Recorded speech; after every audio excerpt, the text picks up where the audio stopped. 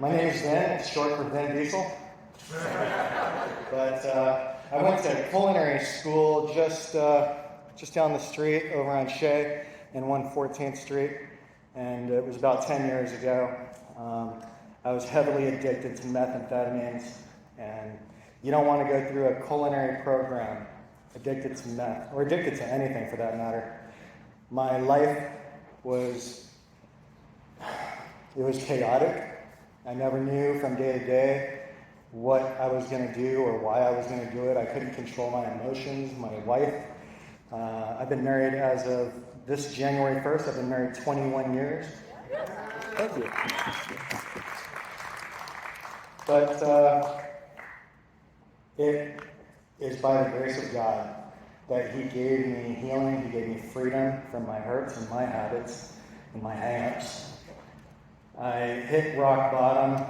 Rock bottom is basically the point in which I stopped digging that hole for myself. And when I realized that I couldn't do it on my own and that I needed help, I cried out to God to give me, I didn't know it at the time, but salvation. I just said, help me. Help me, God. I can't do this on my own. And I'll tell you what, God is powerful if you let Him be powerful in your life. So, I'm going to back up a little bit. 7.5 years I've been clean from methamphetamines. And at the time, I would come home 1, 2 in the morning cooking at restaurants, really nice restaurants. And my daughter, at the time, I think she was like 4 years old, she'd wait up at 2 in the morning and she'd just wait at the door for Dad to walk in at 2 in the morning. It was the saddest thing I ever seen, because I would be high or inebriated on something. And I think I fought one night with my wife. It was awful. I was pretty sure that was the end of my marriage. And I remember thinking I was sneaky and doing all these drugs and nobody knew, trying to keep secrets. But the thing is, everyone knew. And something powerful was said to me just this last Saturday by my 7-year-old daughter. She said, we were at the soup kitchen, St. Vincent de Paul, over at Sunny Slope, and we were looking for the homeless. And she says, what do homeless people look like, Dad? And it stopped me, because I thought it was obvious, But apparently not to a 7-year-old. And it got me to thinking, what does an addict look like? We can be sneaky. We can dress nice. We can pretend that we're not on drugs. We can tell everybody that we're fine. But it's all a lie. So it's not necessarily how we look that makes us who we are. It's how we behave. It's how we treat one another. And a lot of times we can't figure that out until we build relationships with one another and we get to know who people are. The best answer I could give my daughter when she said, what do homeless people look like, is that, well, they're a little bit dirtier than some people, but that's not always true. And they carry backpacks, but that's not always true. And they'll be standing on the streets, but that's not always true. Well, what does an addict look like? About the same. So, I swore I would never do drugs again 7.5 years ago. And before that, 8 years ago, I swore the same thing. 9 years ago, I swore the same thing. 10 years ago, I swore the same thing. Why did it stick 7.5 years ago? Because I looked up at heaven, at a God I didn't believe in, and I said, can you help me? I surrendered. I give up. It's over. I can't do this anymore. This is a disgusting life. To want something more than you want to please your own kid. To want something more than you want to please your own wife. It's sick. It's evil. I was raised Buddhist. karma, reincarnation. But at that time, I wasn't thinking about the next life the way my mom taught me. I was thinking about my life right here, right now. How do I change? How can I get help? And I asked for God to give me a sign. I demanded He give me a sign, and He did. He gave me a powerful sign, a sign that I couldn't ignore, a sign I had to take action with. Something I had to do after I saw this sign was quit doing drugs, figure out who this God is that I now dedicated my life to serving. Who are you? I sat down and started reading the Bible. I told my wife when I left that morning that it's over. When I came back that morning, I said, "Sweetie, I'm so sorry. I'm going to change." This was right after God gave me a powerful sign in my life. And she looked at me and she said, "Whatever. I don't care. I don't believe you." Through the tears in her eyes, drying on her face. But as she saw me reading the Bible, and she saw me start to get to know who God was, and how I would switch from one version of the Bible to another version of the Bible, trying to figure this stuff out. Because when God gave me a sign that I could do nothing but respond to, it wasn't that I immediately became Christian. I wasn't. I just immediately believed that there was a God and He loves me. But as I read the Bible and I got to the Gospels, I realized that there was this guy named Jesus Christ, and He died for me. I didn't want Him to. And I cried.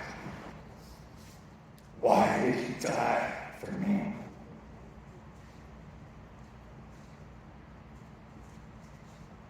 So, the best I could make sense of it was like a hero, like a cop, jumping in the way of a bullet that's ready to take me out and kill me. I was on the fast track to nothing. And Jesus stepped in the way and said, "You know what? I'll take this for you. I'll take the hit. I'll die for you."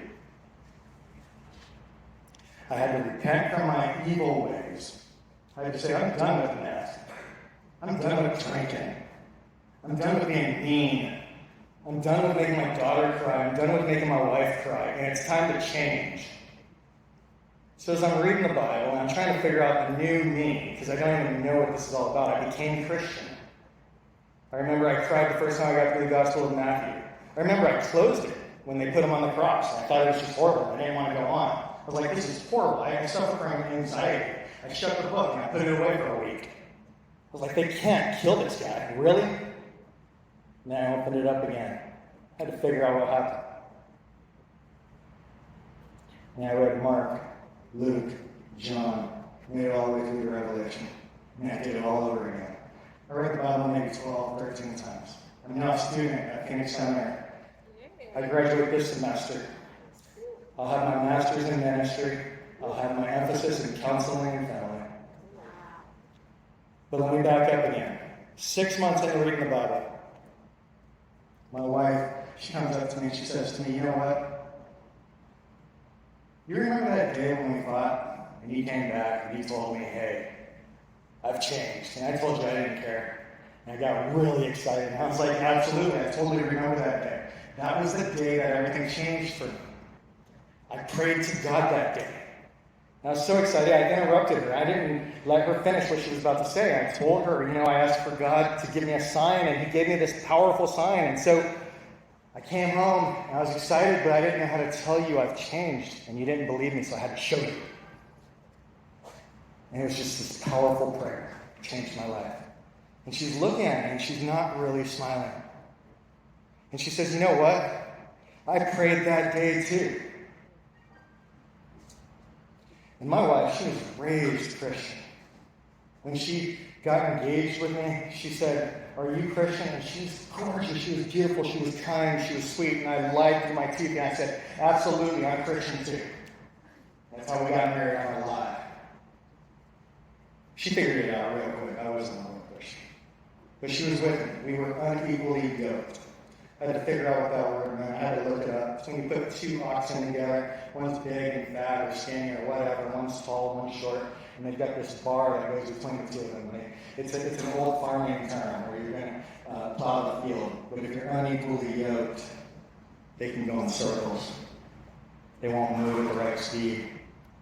They're not suited to be attached to one another. I wasn't suited to be attached to my wife, and she was the most beautiful Christian woman I'd ever met, and I destroyed her.